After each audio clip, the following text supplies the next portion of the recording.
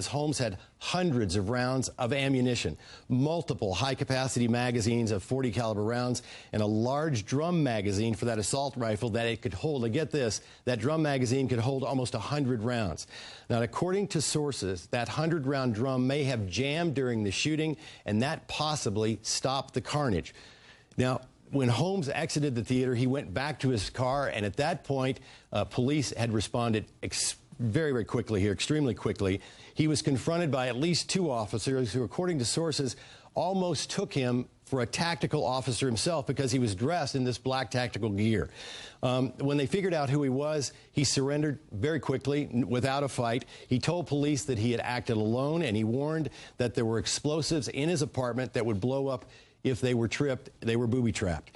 Now, according to sources, Holmes became very calm, and he was very calm because he told police that about 2 hours before, around 10 o'clock or so, he had taken 100 milligrams of Vicodin, the painkiller.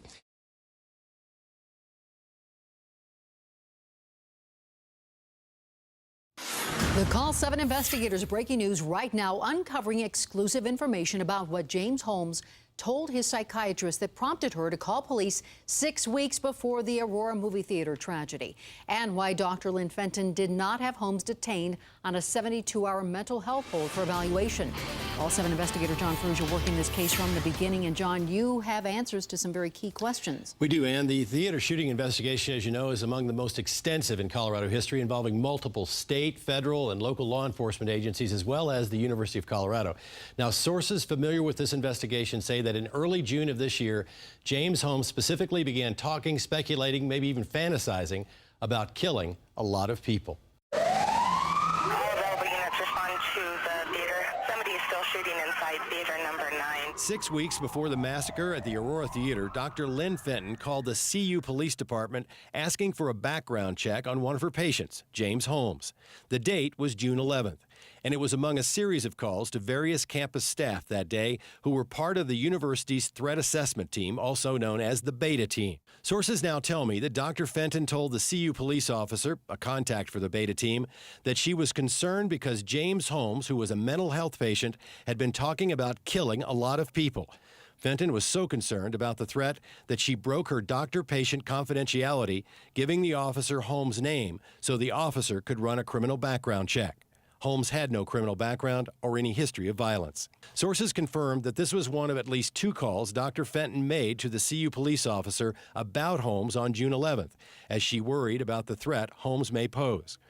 In the last call, sources say the CU officer asked Dr. Fenton if she wanted Holmes picked up for a 72-hour mental health evaluation. As his psychiatrist, Fenton could order such a hold.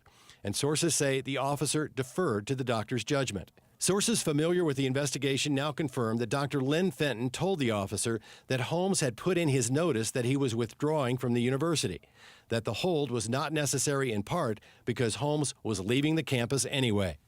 As we previously reported, sources say that is also why members of the university's threat assessment team dropped the issue, because Holmes was leaving the campus, and because they no longer considered him a student, they did not think they had authority over him. Now, the obvious question here is this: if Holmes had not given notice that he was leaving the campus, would Dr. Lynn Fenton had him detained? Sources familiar with the investigation confirmed that the female campus officer kept notes of this conversation with the psychiatrist, and she notified her police supervisor, but no official report was filed. Because there was no crime involved and Dr. Lynn Fenton declined the 72-hour mental health hold, the police had no legal reason to detain Holmes. What is also now clear is why Dr. Lynn Fenton felt she had to take serious steps of breaking confidentiality. That's potentially a federal crime. Well, she was obviously concerned that his discussion of killing a lot of people could constitute a very deadly threat and possibly put a lot of people on that campus in danger.